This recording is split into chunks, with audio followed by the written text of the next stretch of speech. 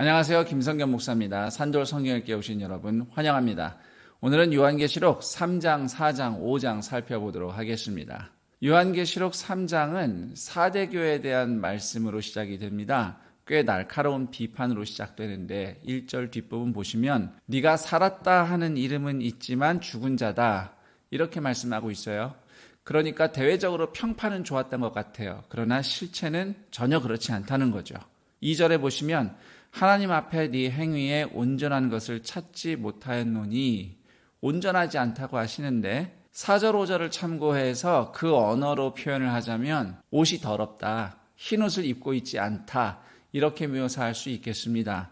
하나님을 향한 신앙이 순수하지 못하다 이렇게 풀이를 할 수 있겠는데요. 아마 예수님을 믿는 동시에 다른 신을 같이 숭배한 경우가 있었던 것 같아요. 가장 대표적인 게 로마 황제 숭배입니다. 로마 시대에는 애국심을 빌미로 로마 황제를 숭배하도록 모든 사람들이 강요를 받았는데요. 나름 정치적인 힘이 있었던 유대인들은 면제를 받았어요. 유대교인들은. 그렇지만 그리스도인들은 정치적인 힘이 없기 때문에 로마 황제 숭배와 관련해서 괴로움을 많이 겪었죠. 그래서 성도들 중에는 예수님을 믿으면서도 황제 숭배 행사가 있거나 할 때에 타협해서 참석을 했던 것 같습니다. 예수님은 그런 죄를 짓지 말고 믿음을 지키면 5절 말씀처럼 생명책에서 지워지지 않을 것이라고 경고하며 또한 당부하고 계신데요. 이 생명책이란 단어는 다니엘서 7장 10절에서 등장합니다. 그 다음 빌라델비아 교회에 대한 말씀이 7절부터 이어집니다. 이 교회는 칭찬을 많이 받습니다. 2장의 서머나 교회처럼 사탄의 회당, 그러니까 유대교로 개종한 이방인들에 의해서 괴롭힘을 많이 받았지만 믿음을 잘 지켰다 칭찬받고 있습니다. 7절에 보시면 다윗의 열쇠를 가지니 이런 표현이 있는데 메시아를 가리킵니다. 여기서 열쇠는 성문 열쇠예요. 성문을 열고 닫을 왕의 권세를 의미합니다. 그래서 8절에 네 앞에 열린 문을 두었다. 이 말씀의 의미는 믿음을 잘 지킨 성도들을 위해서 새 예루살렘 성문의 열쇠를 가지신 예수님께서 문을 활짝 열어놓고 그들이 새 예루살렘에 들어올 수 있도록 초대하신다. 이런 의미가 되겠습니다. 이 말씀이 특히 이방인 그리스도인들에게 위로가 되었을 텐데 그 당시 예루살렘은 유대인들만 성전에 들어가도록 허락이 되었지만 예수님의 말씀은 이방인이라도 예수님을 믿으면 새 예루살렘 성전 안에 들어올 수 있다는 초대장이 되기 때문입니다.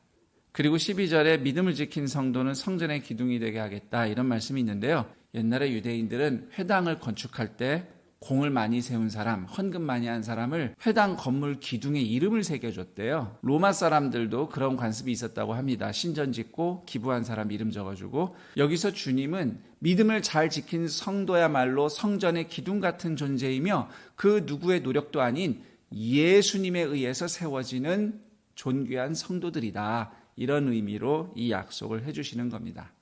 14절부터는 라오디게아 교회를 향한 메시지가 등장합니다. 라오디게아는 무역의 도시였고요. 부유했습니다.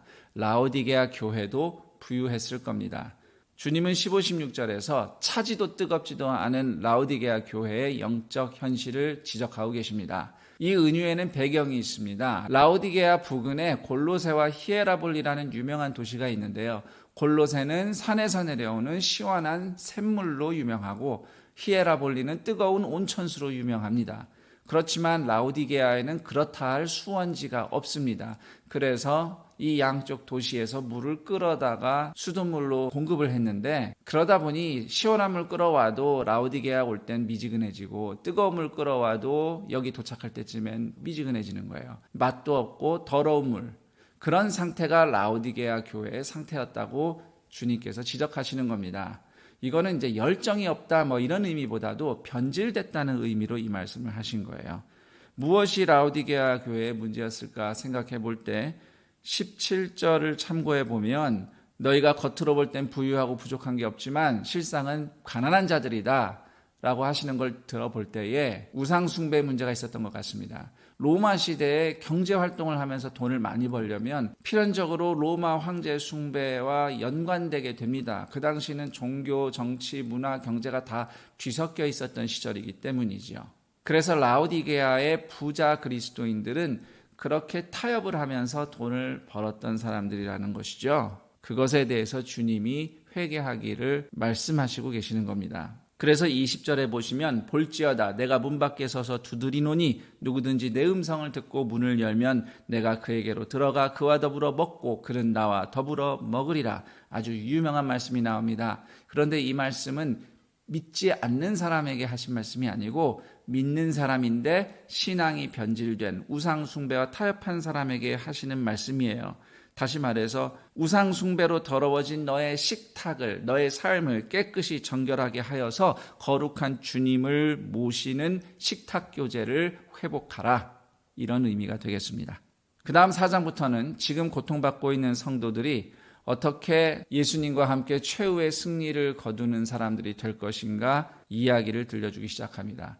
그 모든 구원과 새 창조의 시작은 하나님이시죠. 그래서 요한계시록 4장은 하나님의 보좌로부터 이야기를 시작합니다.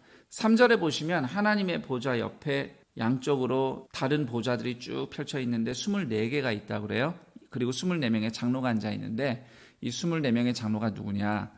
구약성경 역대상 24장을 보면 하나님을 예배하는 제사장이 24팀이 나옵니다. 그래서 베드로전서 2장 말씀처럼 모든 성도는 다 제사장인데 그런 제사장 신분된 성도를 역대상 24장의 24개 팀의 제사장들로 표현한 환상이다. 이렇게 해석을 하기도 하고요. 또는 로마 황제보다 하나님이 더 위에 계시다는 것을 보여주는 환상이라고 해석하기도 하는데요. 로마 황제에게는 24명의 근위대가 있었습니다. 그런데 그 위에는 하나님과 24명의 장로가 계신다. 이것을 보여주는 환상이라고 해석하기도 합니다. 그렇게 해석한다면 로마 시대 성도들의 눈높이에 맞춘 말씀이 되겠죠. 둘 다 해석은 가능합니다. 여기서 흥미로운 것은 6절에서 8절 사이에 4가지 생물인데 외형은 지구상 생물처럼 생겼어요. 사자, 송아지, 사람, 독수리. 그런데 이게 천사도 아니고 하여튼 천상의 생물이라고 불러야 될 것 같은데 이사야서 6장, 다니엘서 7장, 에스겔 1장에 나오는 생물들과 비슷합니다. 유대인들의 전승에 의하면 유대인들은 땅에 생물들이 있는 것처럼 하늘에도 외형이 비슷한 천상의 생물들이 있다고 믿었어요. 여기에 묘사된 4가지 생물도 그런 류의 생물인데 사실 성경은 이 부분을 명확하게 규정하고 있지 않고 환상처럼 보여주시기 때문에 하늘에 정말 그런 모양의 생물이 있다라고 말하기는 어렵습니다. 그래도 확실한 것은 이 4가지 생물은 하나님을 예배하는 하늘과 땅의 모든 피조물을 대표하는 이미지입니다. 그리고 요한계시록 5장을 보시면 이제 두루마리에서 7인이 떨어지는 얘기가 나옵니다. 이게 아주 흥미롭죠? 우선 1절의 두루마리는 구약 성경에 예언된 계시를 얘기하고요. 7인이 하나씩 떨어지는 것은 두루마리에 적힌 말씀대로 성취되는 것을 의미합니다.